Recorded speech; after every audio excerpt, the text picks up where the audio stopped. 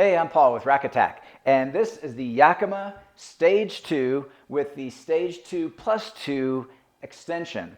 So this gives you 4 bike carrying capacity on this heavy-duty platform hitch-mounted rack.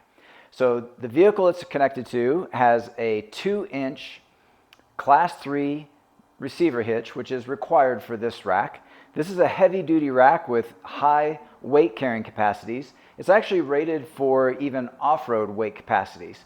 There are 2 different ways that you determine the capacity. So on-road, you can have all 4 bikes weighing up to 40 pounds each. And if you take this rack off-road, the first 2 inner bikes can weigh up to 36 pounds each, and then the last 2 bikes can weigh up to 24 pounds each. Now, if you happen to remove the Plus 2 add-on and only carry the first 2 bikes, those 2 bikes can weigh up to 60 pounds each. Okay, so also they can carry a wide range of different bike types. So here we're showing we've got a mountain bike, we have a hybrid, we have a road bike, and then also a kid's bike. So it can manage bike wheel sizes all the way down to a 20-inch and then all the way up to a 29-inch, which is what that mountain bike is. Okay, so let's go ahead and look at some of the closer details. I'll start removing the bikes, and then eventually we will put the rack into the stowed position to show you the different capabilities. So to remove the bikes, you would just get control of the bike first, and then at the back wheel, you have a ratchet strap for the rear wheel. So you just press that tab to release the rear wheel first. Then you get control of the bike and press in on the lever and bring that off to the side. And so we'll take this first bike and move it off to the side. And then we'll put this arm back into the stowed position. And let's do the same thing on the next bike.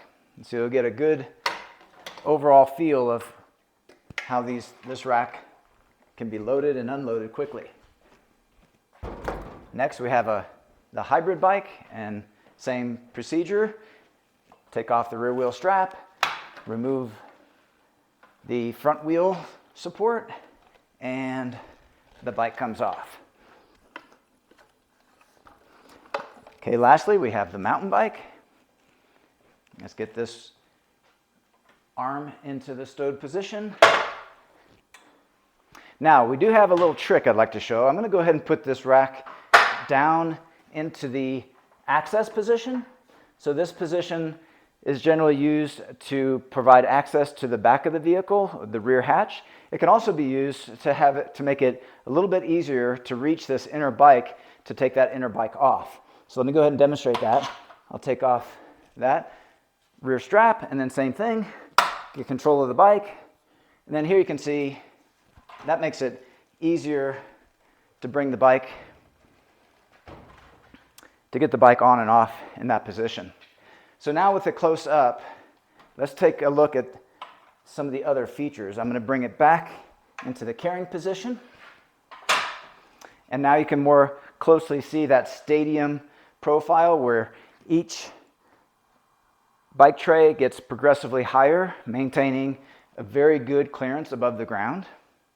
Also, I want to mention, since we were talking about capabilities with the different bike sizes, you have the front wheel tray here, which has that narrow support for narrow road bike tires. Then it progressively expands outward. So stock out of the box, this rack can support bike tires all the way up to 3.25-inch wide mountain bike tires. Same thing with the rear strap. So now if you want to go up to a wider tire, that is possible. There is a StageTwo fat bike kit, and that means that you can just replace this strap, and then that gives you the length you need in order to accommodate the bigger tires. Accessory-wise, there's also the option, because we have a rack that extends over 5 feet from the back of the vehicle, there is the SafetyMate. And the SafetyMate is a complete system where you have LED taillights and a relocation kit for your license plate that's also illuminated. So this is a system designed specifically for the backstage, and you can see that there are dedicated ports where you run the wire harness through the actual backbone of the carrier, and then that comes out through the back end of the rack and will connect to a flat 4. If you don't have flat 4, they do make adapters for round type connections. Now we have a complete video on that product, so be sure to check out the link in the video description, and we'll go into full detail and show how that's attached and how it functions thoroughly. Okay, so now the other thing we need to look at is the ability to move this rack up into the stowed position. So I'm going to grab this handle. Of course, the handle's in a position where it's convenient to reach, and you can just lift, and then that engages into that carrying position. Okay, now let's also take a look at the method of attachment to the receiver hitch.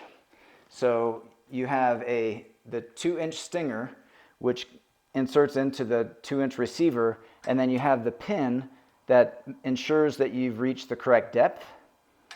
And then you have the turn knob, which has a wedge. This will activate the wedge and make sure that there's no movement side to side.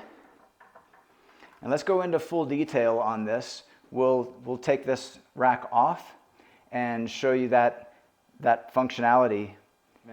You can now see the wedge here, and so the turn knob will activate that wedge and push the wedge into the corner of the receiver. And that, by pushing it into the corner, that's giving you an anti-wobble both vertically and horizontally. Now you can see where I'm resting the rack currently on the floor here. Now that is a safety feature and also helps protect the rack if you happen to have a vehicle with very low clearances and you scrape the rack on an incline. That would be a protector for that, and also a protector for the handle too. So that's the purpose of that extra extension that you see down below there. Okay, so now let's go ahead and lift it back up. Now when we load this rack, we want to keep it in this stowed right angle position. That makes it much easier to lift and to guide it into the receiver. So here I'm just inserting it, bringing the rack to the horizontal position. And at this point, what I want to do is take this push pin knob. This knob and pin will ensure that you've inserted the rack to the correct depth. So what I'm going to do is put that knob and pin through the hitch pin hole and then begin pushing the rack into the hitch. And what will happen is that pin finds the hole in the rack and ensures that you're at the correct depth.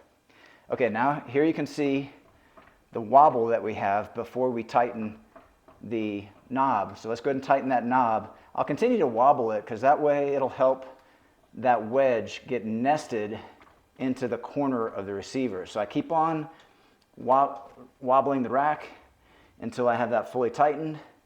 And now you can see the whole rack is rocking the vehicle before the rack is moving inside the hitch.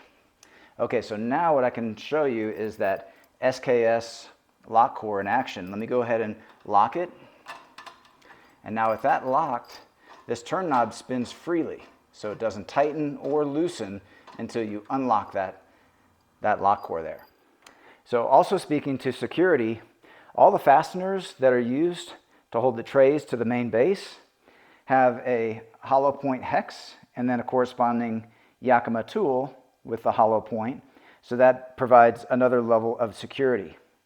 Let's go ahead and bring the rack down into the carrying position. So I just grab the lever. It automatically snaps into that carrying position. Okay, so a couple other things to look at from security standpoint. Integrated into the backbone of the rack, which the backbone of the rack is all steel. And so this loop here, which has the lock icon, that's also steel. And that is what you can use for high-value bicycles. So you can provide your own heavy-duty lock if you want to lock to that point. And then, of course, another one on the StageTwo bike. Now, if you want to use the convenience of the integrated cable locks, here you have the integrated cable lock, which extends out from the arm. It too has the SKS locks, which can all be key matched. And we'll demonstrate that when we load a bike, where it just locks to itself on the side here, providing a very high level of theft deterrent with a braided steel cable. And one of the key things about security is convenience. So if it's convenient and easy to use, you're more likely to use it. And so that can be a very good deterrent, since you're more likely to use that lock than a lock that may not be with the rack.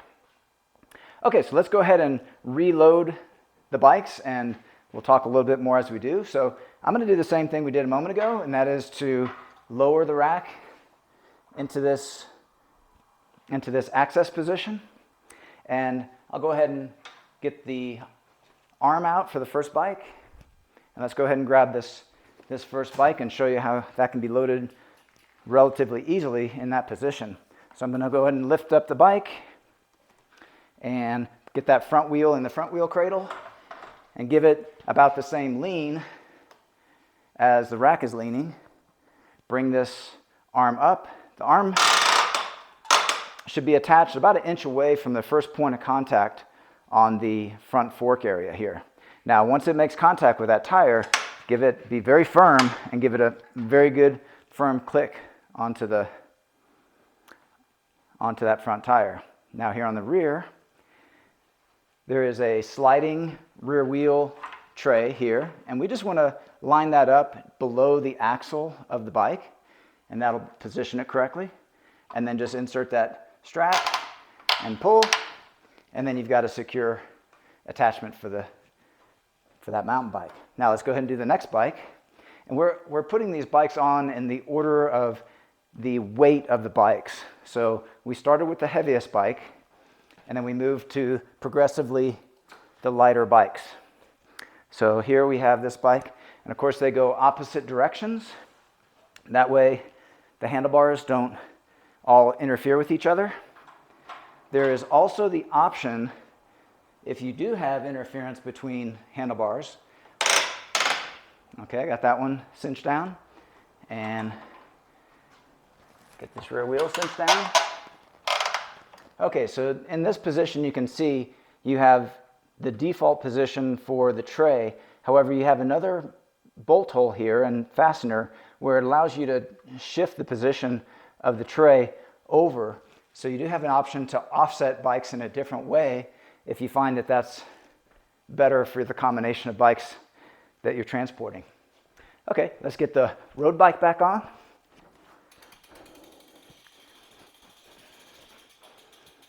Okay, and we got that road bike with the narrow tires down in that cradle.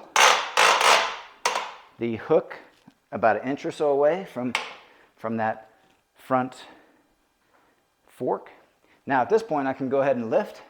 So as you see, I'm going to have my arm straight and lift with my legs and bring it up until it automatically clicks into that carrying position. And now let's go ahead and get that rear wheel cradle directly under the axle. Okay, these are carbon fiber rims, so if you have carbon fiber rims, be sure to just be very gentle. It doesn't take a lot of force or tension in order to keep that in place. Okay, and lastly we have that small kids bike, and we'll go ahead and load it last, and we'll also show how that lock mechanism works for that as well. Okay, so this one we can easily lift, and again from this angle you can see how that narrow area there, it really does a good job in keeping that tire stabilized within that cradle. Even though it expands out wider, it still does a really good job of stabilizing that.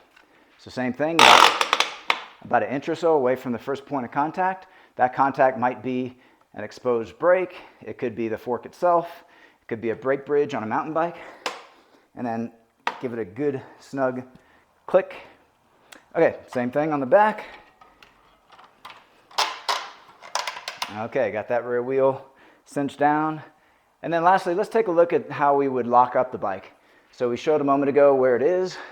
You just extend that out, bring it around the frame and then bring it back to itself on this lockdown point.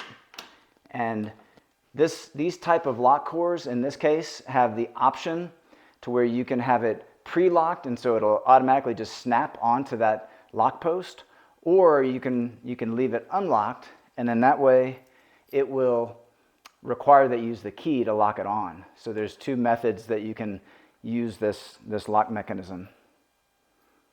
Okay, and then lastly, let's go ahead and see about the rear vehicle access. So with the rack fully loaded, if you still want to get into the back of the vehicle, you can do that with the same release lever here. Now, with this rack fully loaded, you could potentially have quite a bit of weight on it. So keep that in mind when you release. So you'll have to lift and then release and then bring it down. Okay. And with that in the down position, we'll check our rear hatch access. We have wide mountain bike tires and still have full clearance into the back of the vehicle, allowing access to where you could sit here and put on your shoes, take off your helmet, and so on.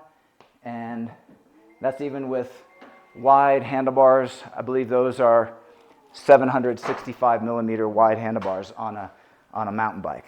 Okay, so then same thing. Just lift.